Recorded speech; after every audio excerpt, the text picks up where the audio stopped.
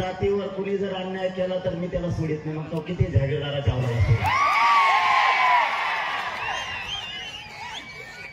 आज सत्ताधारी पक्षातले मला दुसरा प्रश्न विचारला आणखी एक याच्यात की तुम्ही नाव घेत नाहीत. मी काही जण म्हणले लढत नाही. तुम्हाला काय माहिती मी लढतो का नाही. कुठं बायका का घेता आणि कसल्या घेता आणि कोणाला डाग लावता आणि मी काय नाव घ्या. आता सुरेश धस अन्नाच 1% फी ना सगळ्याला.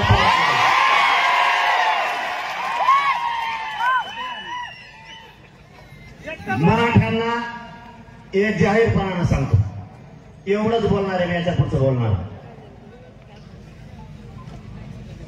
जो आमदार, जो खासदार, जो समाजाचा एखादा सामाजिक कार्यकर्ता समाजाच्या बाजूने बोलत असेल, मग तो भाजपचा असू द्या, नाही तर काँग्रेसचा असू द्या, नाही तर बेसरमाचा असू द्या, नाही तर शिवसेनेचा असू द्या, त्याच्या बाजूने ठामपणानं इथून पुढच्या काळात जातीच्या सगळ्या लोकांनी त्याच्या बाजूने उभं राहायचं. मग तो कोणाचा असू द्या. आपलं वैयक्तिक जर काही असेल तर त्यानंतर बघू. प्रकाश दादा सुद्धा बोलले का नाही. संदीप भैया बोलले, परत ते विजय पंडित ते बोलले. आज गैरहजर आहेत पण समजा बोलले ना, पण बोलले ना हे सांगतोय मी. खासदार बोलले. मग पक्षाचं कोणत्या पण असू द्या, मी जाहीरपणाने सांगतो तुम्हाला, त्याच्या पाठीशी समाजाच्या लोकांना उभं राहायचं शिका. जोपर्यंत ते आपल्या बाजूने बोलते तोवर आपण त्याच्या बाजूने. आपल्या सोडून पक्षाचा वडा लागले त्याचे ढकलू.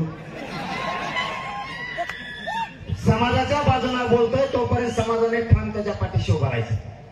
आता सत्ताधारी पक्षाचे आमदार होते, मला तर पवार साहेब होते. बोलले ते कागद फक्त बाजू ठरे. मग ऐकलं पाहिजे तुम्ही काय चाललंय काय नाही. लय घ्या पाहून का मग काय थोपाड सुटल्या कोणकडे सुटत असत.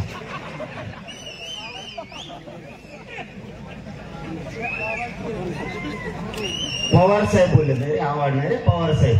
आणि मग का पाठ नाही का काय का ते नाव बोलणारे ते बोलले. ते असं म्हणले आरोपी अटक होस्तर माग सरकारणार नाही. सरकार तुमचं माग कुठं सरकार.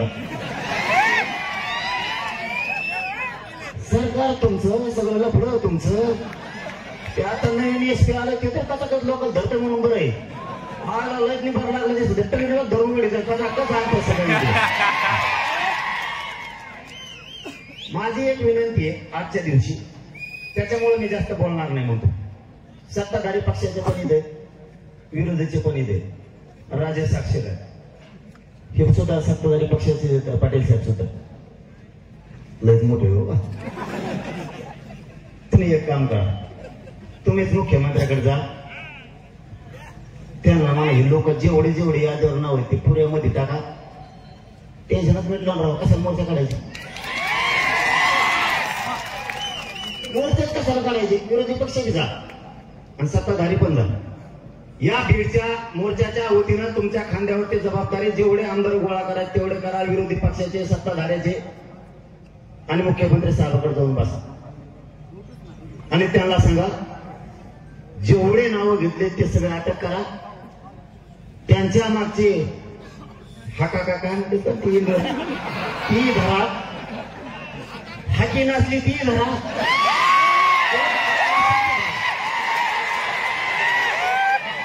जाऊन दे 7.5 कळालं का. आणि पठ्ठे तुमच्या मागे तुम्हाला धक्का सुद्धा लागून द्या. संतोष भैयाच्या त्या लेकीच्या चेहऱ्याकडे बघा. इथं भाषण ठोकायला नाही आलो आपण. त्या लेकराला दारात बाप दिसत नाही.